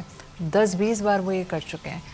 تو ایسی سچویشن میں قانون کیا کہتا ہے؟ کوئی ایک عورت ساتھ رہ رہی ہے، جوتے کھا رہی ہے، جب اس کو غصہ آتا ہے وہ آدمی کہتا ہے میں تمہیں طلاق دیتا ہوں، مگر وہ رہے اس کے ساتھ ہی رہی ہے، تو کیا 3 دفعہ کہنے کے بعد وہ بالکل وہ طلاق آپ کی اب وہ میرج نہیں ہے، لیکن کوئی رجسٹریشن نہیں ہے اس کی، کوئی قانونی کارروائی نہیں ہے. عورت کو اس سچویشن میں کیا کرنا چاہیے؟ ایک آدمی ہیبچولی طلاق کا ورڈ یوز کرتا ہے. طلاق کو جو ہے نا آپ 2 طریقوں سے افیکٹولی پرسو کر سکتے ہیں.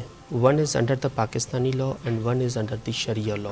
اگر کوئی مرد آپ کو، ظاہر سی بات ہے طلاق اب کوئی خوشی خوشی تو نہیں دیتا، وہ تو غصے میں ہی دیتا ہے، اور حکم بھی یہی ہے، شریعت میں بھی یہی ہے کہ جب اس طرح کی سچویشن آ جائے تو آپ نے you must be calm down, آپ نے کوئی ایسا ڈیسیجن نہیں لینا. اور ڈیفینیٹلی آپ بالکل صحیح کہہ رہی ہیں کہ اگر طلاق آپ غصے میں بھی دے رہے ہیں تو یہ جو 3 طلاقوں کا ایک ساتھ نہ دینے کی وجہ ہے وہ بھی یہی ہے کہ you may able to reconsider what you have said, اور آپ کا ریگریٹ کم رہے. بالکل. تو اگر ایک مرد کوئی طلاق دے رہا ہے تو ایز پر شریعہ لا تو وہ پھر میاں بیوی نہیں رہے، ٹھیک ہے، وہ اور حالانکہ اس سے کہیں کچھ رجسٹر نہیں کروایا ہے. دیکھیے یہ تو پھر وہ عورت خلا کے لیے اپلائی کرے؟ نہیں، وہ خلا کے لیے بھی اپلائی کر سکتی ہے اور وہ عدالت کو اپروچ کر کے یہ اس بات کا ذکر کر سکتی ہے، عدالت کو انفارم کر سکتی ہے کہ جی انہوں نے مجھے پہلے وربلی طلاق دی ہے. اگر مرد اس بات کو ڈینائی کرتا ہے، اگر مرد اس بات کو ڈینائی کرتا ہے تو ظاہر سی بات ہے طلاق انہوں نے کسی کے سامنے دی ہوگی. اکثر تو کوئی بھی نہیں ہوتا گھر میں، اکثر کوئی نہیں ہوتا، تو پھر یہ اس مرد کے اوپر اس گناہ کا یا اس ریگریٹ کی ذمہ داری. لیکن آپ ایسے صورت مشورہ دیں گے اگر کوئی کلائنٹ آپ کے پاس آئے جو کہ ہے کہ یہ میرا میاں نے مجھے کئی دفعہ طلاق کا ورڈ یوز کیا ہے، تو وہ پھر زیادہ آسان ہے کہ وہ خلا اپلائی کر دیں؟ نہیں، it vary from case to case. اگر مرد اس بات کو اون کرتا ہے کہ جی ہاں میں نے طلاق دی ہے، اگر وہ نہیں کرا تو پھر ڈیفینیٹلی عورت کے پاس یہی. ہاں، لیکن اسلامکلی دے کین ناٹ، نہیں، they can not stay together. ٹھیک ہے. اب ہم آتے ہیں خلا کی طرف. ایک ہو گئی میوچول طلاق، دونوں نے خوشی خوشی ایک دوسرے سے جان چھڑوا لی. دوسری ہے کہ ایک مرد نے طلاق دی، وہ پیپر اپنی بیوی کو دیتا ہے، اپنی بیوی کو بھی اور کنسرن یونین کونسل کے چیئرمین کو، ٹھیک ہے، وہ نوٹس دیتا ہے. تیسرا ہے ایک عورت کو مرد طلاق نہیں دے رہا مگر she wants to get rid of him, تو وہ کورٹ کا دروازہ کھٹکھٹاتی ہے اور خلا کے لیے اپلائی کرتی ہے. دیکھیں کھلا is always considered as a single divorce, ٹھیک ہے، اینڈ آفٹر کمپلیشن آف عدت period she can remarry the same guy. G the same guy. And what if she doesn't want to marry the same guy? She can marry anybody. She can marry anybody، لیکن یہ اس کے لیے ایک option ہے، اگر وہ عدت complete کر چکی ہے تو اس کو کسی اور انسان کے ساتھ شادی کرنے کی ضرورت نہیں ہے، جس کو ہم اسلامک حلالہ کہتے ہیں، لیکن وہ اسی مرد کے ساتھ، لیکن پھر وہ نکاح دوسرا ہوگا، ٹھیک ہے، نیا نکاح ہوگا، جس کو تجدید نکاح کہتے ہیں. جی، تجدید نکاح، جی بالکل. تو اس کے لیے پروسیجر یہی ہے کہ آپ کنسرنڈ کورٹ میں جہاں پر آپ رہتے ہیں اس کی کنسرنڈ کورٹ کی جو فیملی جورسڈکشن بنتی ہے، آپ وہاں پر کھلا فائل ہاں جی، آپ کھلا فائل کرتے ہیں انڈر میرج ڈیزولوشن ایکٹ 1939، اور پھر کنسرنڈ جو کورٹ ہے وہ سمن کرتی ہے آپ کے ہسبینڈ کو، اور اس میں آپ وجوہات بیان کرتی ہیں کہ جی ویدر آپ کو یہ فائنینشلی ابیوز کر رہے ہیں، فزیکلی ابیوز کر رہے ہیں، یا یہ کسی بیماری سے جو کرونک النیس ہے کسی، یا مینٹل ڈسیبلٹی سے یہ سفر کر رہے ہیں، یا یہ غائب ہیں for the period of 4 years I believe اور اس کے علاوہ یا اچھا یہ اگر کوئی کنوکشن مرد غائب ہو سین سے، جیسے باہر چلا گیا یورپ اور واپس نہیں آ رہا تو بالکل جی بالکل ناٹ اونلی کہ 4 سال تک، آپ اس سے پہلے بھی کھلا فائل کر سکتے ہیں اگر وہاں پر وہ چلے جاتے ہیں، آپ کو فائنینشلی سپورٹ نہیں کرتے، آپ کو فون پہ آپ کے ساتھ کسی قسم کے یا وہ کوئی کسی قسم کی کوئی میٹریمونیل obligation فلفل نہیں کرتے، تو عورت بالکل کھلا فائل کر سکتی ہے. اور عدالت اس میں پروسیجر یہ ہوتا ہے کہ عدالت مرد کو سنتی ہے، اس میں بھی پری ٹرائل پروسیڈنگس ہوتی ہیں. عدالت کی زیادہ سے زیادہ کوشش ہوتی ہے کہ میرج ریزالو نہ ہو. میں نے ابھی ریسنٹلی ایک کیس ڈیل کیا ہے، اس میں بلیو می کہ جج صاحب نے پورے 4 ہفتے صرف اس بات پہ لگائے، اور ڈے ٹو ڈے یا ٹائم ٹو ٹائم انہوں نے ریکنسیلیشن پروسیڈنگس کرنے کی کوشش کی، لیکن وہ مرد کو اور عورت کو اس بات پہ کنونس نہیں کر سکے کہ جی آپ ڈائیورس نہ لیں. ان کے حالانکہ 3 بچے تھے. معظم جس وقت تک آتا ہے نا کیس ڈیورس میں، مینٹلی وہ ایک دوسرے کو ڈیورس سالوں پہلے دے چکے ہوتے ہیں؟ نہیں، اس میں 1-2 ایکسیپشنس ہیں. میری نظر سے ایک کیس گزرا ہے، مینس جس کیس کا میں نے ابھی ذکر کیا، اسی عدالت میں ایک کیس آیا تھا کہ خاتون جو ہے وہ ان کی ڈائیورس ہو گئی، مینس کہ کھلا انہوں نے لے لی، پھر وہ اسی عدالت کے پاس آئی کہ مجھے اسی سے شادی کرنی؟ نہیں، اسی سے شادی نہیں کرنی، آپ اس کو کینسل کر دیں، کیونکہ جب آپ ڈگری لے لیتے ہیں کھلا کی تو پھر آپ کو اگر آپ نکاح کرتے ہیں اسی انسان کے ساتھ تو پھر آپ کو وہ کینسل کروانی پڑتی ہے اسی عدالت کے پاس. اچھا، مجبوریاں ہیں نا، بچے کون پالے گا، یہ کیا ہوگا؟ اچھا اب یہ بچوں پہ بات آئی ہے تو میں آپ سے یہ والا بھی سوال کروں کہ بچوں کی کسٹڈی کس کے پاس جاتی ہے اور کس عمر تک کس کے پاس رہتی ہے؟ دیکھیں، as far as the custody of children is concern, تو جو 7 سال تک بیٹا ہے وہ والدہ کی کسٹڈی میں رہتا ہے، چاہے بیٹا والد سے اٹیچڈ ہو، لیکن وہ والدہ کی ایز پر لا جو ہے وہ والدہ کی کسٹڈی میں رہتا ہے. اور جو بیٹی ہے وہ till the attending the age of marriage وہ والدہ کے پاس رہتی ہے. ٹھیک ہے، کیونکہ 16 ایئرس ایج ڈکلیئر ہے اور 18 ایئرس ایج ڈکلیئر ہے as per Sindh province laws, تو اس میں وہ والدہ کے پاس رہتی ہے. نہیں اٹیچ ہوں، لیکن یہ ہے کہ وہ الٹیمیٹلی کورٹ کنسیڈر کرتی ہے کہ اس کے سرکمٹینسز اور فیکٹس دیکھتی ہے کہ لیٹ سپوز میں آپ کو ایک مثال دیتا ہوں، اگر والدہ بیمار ہے کسی وجہ سے، وہ اپنے بچوں کا ٹیک کیئر نہیں کر سکتی اور انہوں نے ڈائیورس بھی لی ہوئی ہے، تو پھر اگر بچوں کی ویلفیئر والد کے پاس ہوتی ہے آن دا پارٹ آف فادر، تو یہ ضروری نہیں ہے کہ وہ پھر، کیونکہ صرف ایئرس آف ایجز کی وجہ سے وہ بچوں کو والدہ کے پاس رہنے دے، وہ والد کو بھی یہ کسٹڈی ان کو پرووائڈ کر سکتی ہے. لیکن قانون یہ کہتا ہے کہ بچیاں 16 سے 18 سال تک اور بیٹا جو ہے وہ 7 سال تک ماں کے پاس جائیں گے. پھر اس کے بعد اگر وہ کوئی شخص چھین نہیں سکتا بیٹے، اکثر ہوتا ہے نا لوگ چھین لیتے ہیں ماں سے اگر وہ چھین لیتے ہیں تو پھر عدالت جب ماں عدالت کو اپروچ کرتی ہے تو پھر عدالت ان کو ریلیف بھی دے دیتی ہے. صحیح ہے. اور اگر ماں کے پاس پیسہ نہیں ہے تو باپ پہ لاگو ہے کہ بچوں کا خرچہ اٹھائے؟ دیکھیں، میں آپ کو ایک بات بتاؤں کہ جو بچوں کی کفالت کا ذمہ ہے یا جو بیوی کی کفالت کا ذمہ ہے، بے شک وہ ورکنگ وومن ہی کیوں نہ ہو، بے شک وہ کتنی بھی فائنینشلی سپورٹڈ ہو اپنے فادر کی طرف سے یا اپنے بردرز کی طرف سے، لیکن الٹیمیٹلی جو کفالت کا ذمہ ہے وہ والد کا ہے.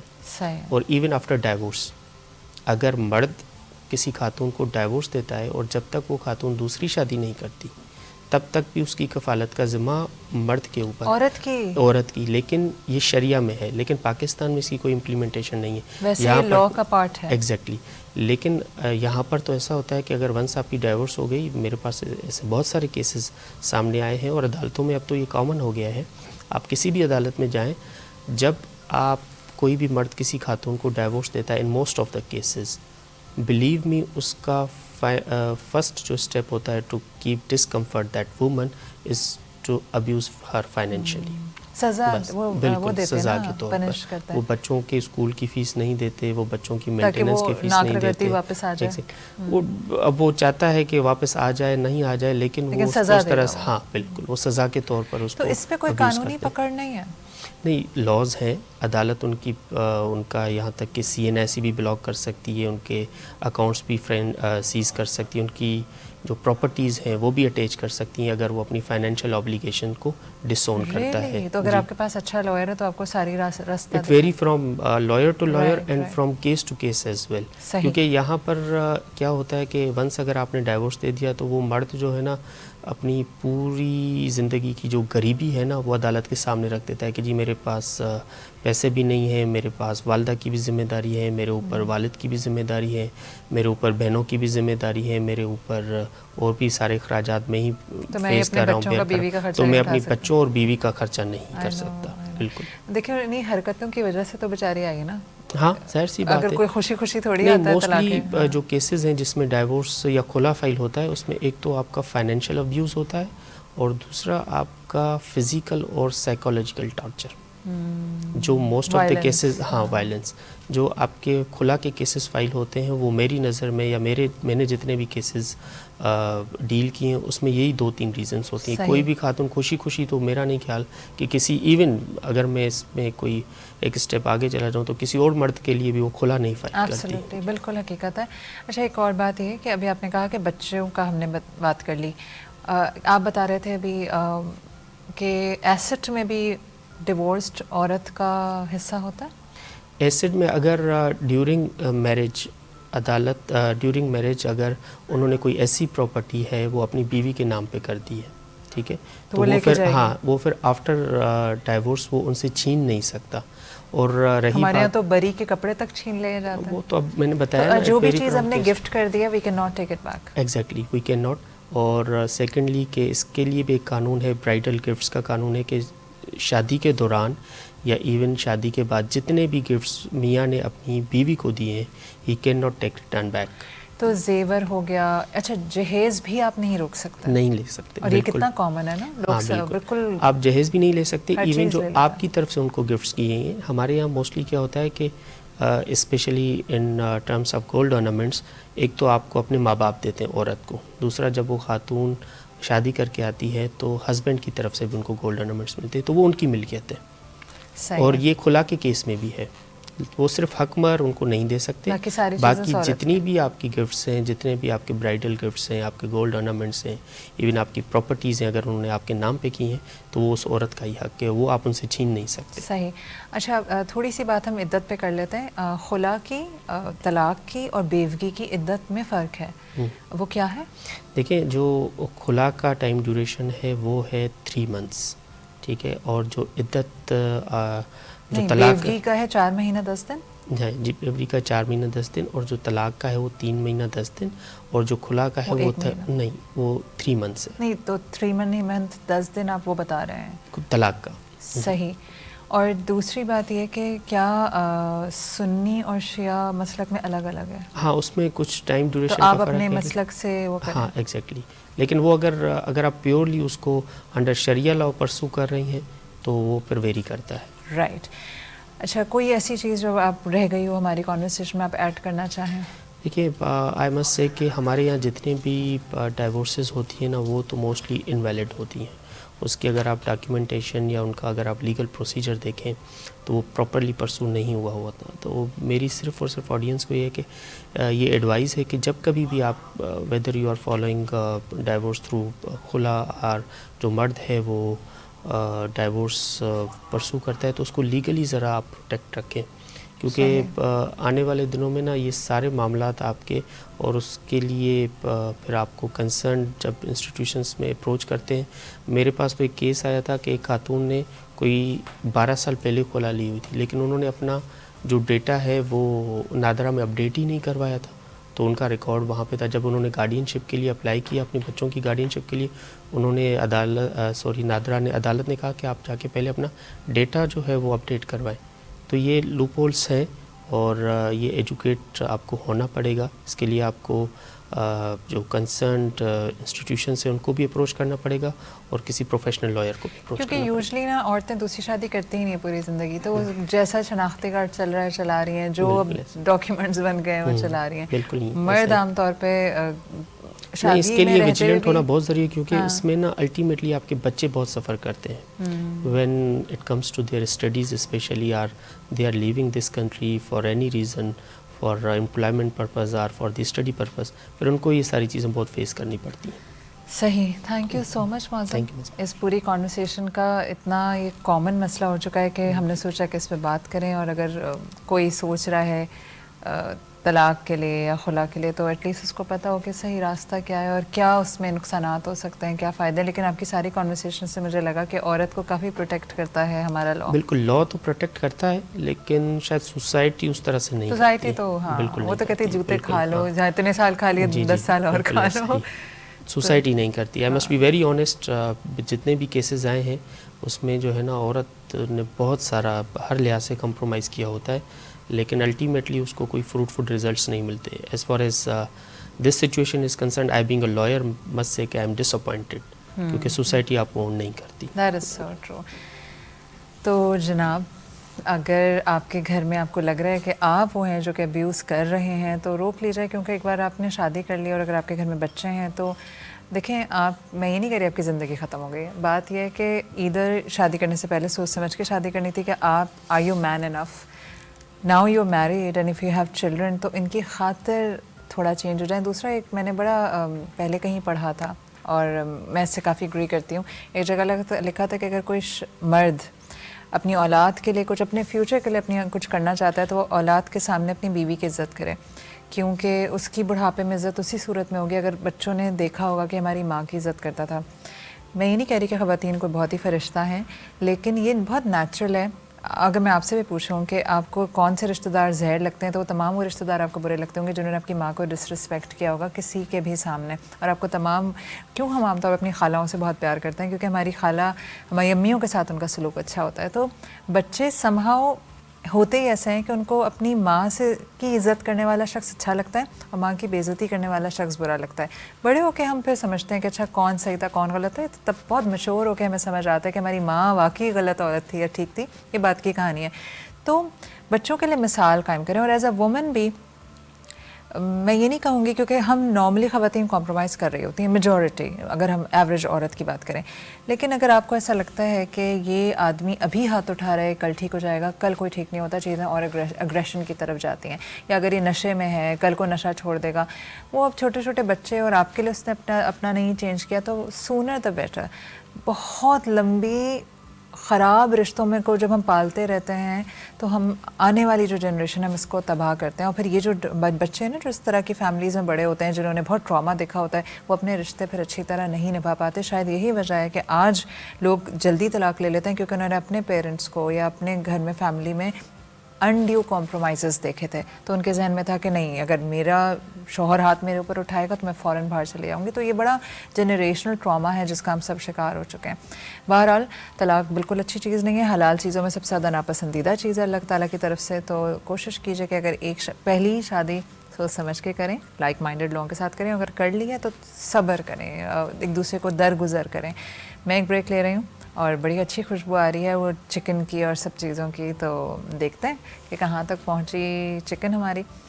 ملتے ہیں اس چھوٹے سے بریک کے بعد.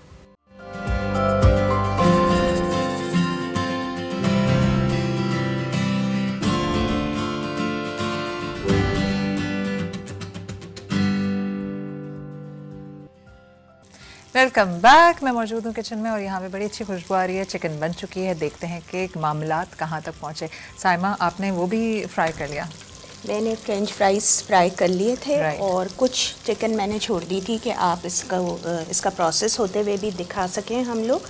اور یہ جو ہے ہماری پوری ڈن ہو کے نکل آئی ہے. تو کیا ہم اس میں اجوائن بھی ایڈ کر سکتے ہیں ہلکا سا؟ اجوائن آپ ڈالیں فش کے ساتھ. اس کو آپ فش کے ساتھ بنائیں، پرانس کے ساتھ بنائیں، سیم ریسیپی فالو کریں، مگر فش اور پرانس کے ساتھ آپ اس میں اجوائن ایڈ کر لیں. کرسپ، یہ تھوڑا سا اس کی کوٹنگ اس طرح آ گئی ہے. ٹھیک ہے نا؟ اچھا. اور میں آپ کو ایک اور بات بتا دوں کہ یہ والے جو پوٹیٹوز ہیں ان کو آپ اگر جیسے ہم نے ابھی تھوڑی دیر پہلے فرائی کیا تھا تو یہ تھوڑی دیر میں سوگی ہو گئے ہیں، ہو جائیں گے بھی کیونکہ کارن فلاور لگا ہوا ہے. آپ اس کو یہ کر سکتے ہیں کہ جب آپ نے اس کو دوبارہ سرو کرنا ہے تو آپ ایک بار تیز آنچ پہ آئل گرم کر کے دوبارہ ڈال کے نکال لیں تو یہ بالکل ایز کرسپ یہ ہو ایون جائے اگر گا. کوئی ایئر روسٹ فرائر چکن نہیں ہوتی ہے رات کی بج گئی تب بالکل آپ اس کو تیز کڑکڑاتے ہوئے آئل کے اندر ایک بار ڈپ کر کے نکال لیں تو فریش ہو جاتی ہے. وہ فریش ہو جاتی ہے. اچھا میرے پاس ایئر فرائر ہے تو ہم لوگ یہ کوشش کرتے ہیں کہ زیادہ تر ایسی چیزیں جو ہیں وہ ریفریش کرنے کے لیے تو یہ اتنا کرسپ ہو کے نکلتا ہے اور بھی زبردست ہو جاتا ہے کہ آئل کے بعد آپ نے کیا ہوا ہے. اچھا ماوش یہ دیکھیے گا جی یہ دیکھیے اس کے یہ کلر آ چکا ہے اور اس کو پھر میں اب ڈش آؤٹ بھی کرتی ہوں, سجاتے بھی ہیں اپنے پلیٹرز کو. اور یہاں پہ سیم ریسیپی میں نے بتایا آپ فش کے ساتھ بنائیں تو آپ کو اور بھی بہت یہ بہترین لگے. چیز کو آپ فش کے ساتھ فش مگر اجوائن آپ یوز کیجیے گا اس میں بہت اچھا فلیور آئے گا. جی اجوائن کے ساتھ تو بالکل اٹھ جائے گا. ایک چٹکی کر دیجئے اور اس کے ساتھ اجوائن اور اوریگنو میں فرق ہے نا؟ بالکل بالکل لیکن فلیور کافی ہلکا ہلکا میچنگ نہیں ماوش آپ ٹرائی کریں. اجوائن بہت تیز ہوتی ہے جی اور اس کا ذرا سا نا ہرب کی طرف جی کیا کروں بتائیے. بس اس کو میں سوچ رہی اس کو بھی لگا دیتی ہوں اور مجھے آپ وہاں سے اچھا میں نے ایک ہیلپینو سوس بلکہ آپ مجھے دے دیں جب تک یہ ذرا زیادہ گرم ہے. یہ ہیلپینو سوس میں نے بنائی ہے. ہیلپینو سوس بنانے کا طریقہ یہ تھا کہ ہاف کپ میں نے اس میں میو لیا تھا اور اس میں نے ڈالا ہے ہیلپینوز بازار میں ملتے ہیں جو پکلڈ ہوتے ہیں یعنی سرکے میں ہوتے ہیں. اگر آپ کے پاس سرکے والا ہیلپینو یعنی کہ مرچی نہیں ہے ہری مرچ تو آپ گھر میں ہری مرچ لے لیجئے اور اس کو تھوڑی دیر سرکے میں بھگو دیں یا رات میں بھگو دیں اوور نائٹ سرکے میں تو اس کی تیزی ختم ہو جائے گی اور اس کے میں ایک کھٹاس آ جائے گی. کون سی مرچ بڑی والی؟ بڑی والی کر دیں. اچھا جیسے اب ہم لوگ تو بڑی پکوڑے والی ہے نہیں نارمل بڑی والی کو آپ کر دیں. اچھا آپ نے دیکھا ہوگا ماوش میں تو خیر گھر میں مولی اور گاجر کا اچار سرکے میں ڈپ کر کے رکھتی ہوں. پکل جو ہمارے یہ والے گھر میں بنا کے رکھتی ہوں. اس میں ہری مرچ بھی ڈال دیتی ہوں.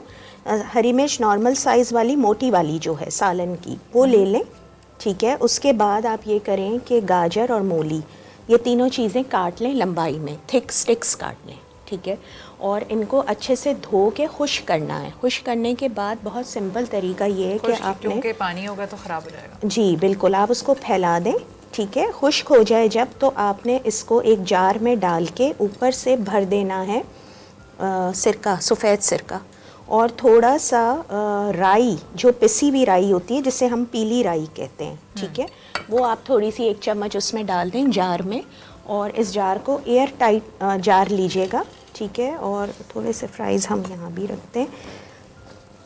اچھا اور اس کو بس آپ بند کر کے تھوڑے دن کے لیے اگر آپ دھوپ لگانا چاہ رہے ہیں تو آپ لگا سکتے ہیں مگر ضرورت نہیں ہے ٹھیک ہے. اور یہ میں یہاں رکھتی ہوں اور وہ 3 سے 4 دن میں سرکے کی جو ایک کھٹاس ہے وہ ساری آپ کی سبزی کے اندر چلی جائے گی. تو یہ آپ کا پکلڈ اچار ریڈی ہے اور اس کو آپ اپنے شاورماس پہ بھی یوز کر سکتے ہیں. اور جیسے میں نے آپ کو یہ بتایا میں اس کی ریسیپی بتا دیتی ہوں وہ ہماری رہ گئی.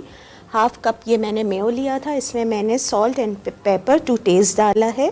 گرین چلیز کو آپ کٹ کر لیجئے اگر آپ کے پاس سرکے والی نہیں ہے تو بھی چلے گا. سادہ گھر میں چلی لے لیں اور اس کو ہلکا ہلکا سا چاپ کر کے وہ ملا دیں.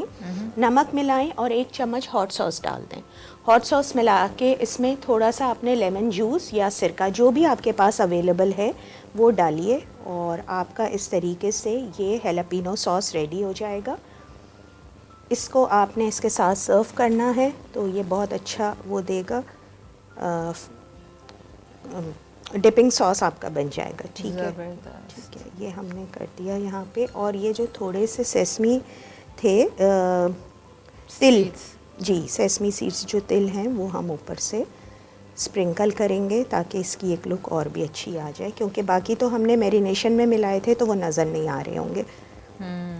صحیح. تو آپ اوپر سے ڈالیں اور اس طریقے سے ہمارا یہ پلیٹر ریڈی ہے. اس میں آپ انین رنگس کا بھی کر سکتے ہیں. بہت ساری ویجیٹیبلز جو آپ فرائی کر سکتے ہیں وہ سائڈ پہ دے سکتے ہیں اور پکوڑے جیسے بنا کے وہ سائڈ پہ رکھ سکتے ہیں اگر آپ نے اس کو ایک پلیٹر کا لک اسی میں میدے کی جگہ اگر بیسن ڈال دیں تو چکن پکوڑے بن جائیں گے. چکن پکوڑے بن جائیں گے سیم سیزننگ کے ساتھ. بالکل بالکل. چلے ماوش یہ ہمارا ریڈی ہے. प्लेटर को उठा के रखने की ज़रूरत है कहीं पर? आई थिंक कि नहीं, बस थोड़ा सा अगर इसको टेढ़ा वेढ़ा कर लीजिए।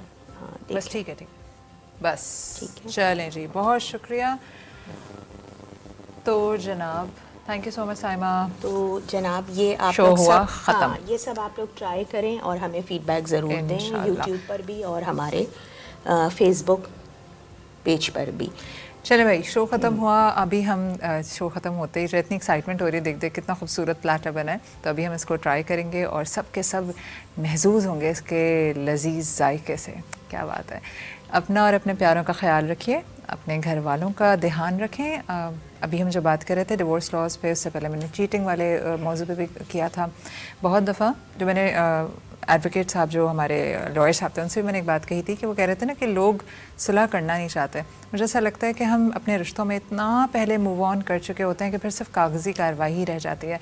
तो ज़रूर अपने रवैयों पे ध्यान रखिए कि ऐसा ना हो कि आपके साथ रहने वाला शख्स जिसको आप बहुत अरसे से अपना ग़ुलाम समझ रहे हैं, आपको लग रहा है इसने कहाँ जाना है, अब तो 4 बच्चे पैदा हो गए, आपको नहीं पता कि किस वक्त वो मेंटली मूव ऑन कर जाएगा आपकी ज़िंदगी से। और तलाक चाहे मर्द की ज़िंदगी में हो चाहे औरत की ज़िंदगी में हो, बच्चे तो सफ़र करते ही करते हैं, इंसान के लिए भी बहुत बड़ा डिज़ास्टर होती है, पूरी फैमिली के लिए डिज़ास्ट्रस होता है। अपना ख्याल रखिए, कल फिर मुलाकात होगी इंशाअल्लाह। अल्लाह हाफ़िज़।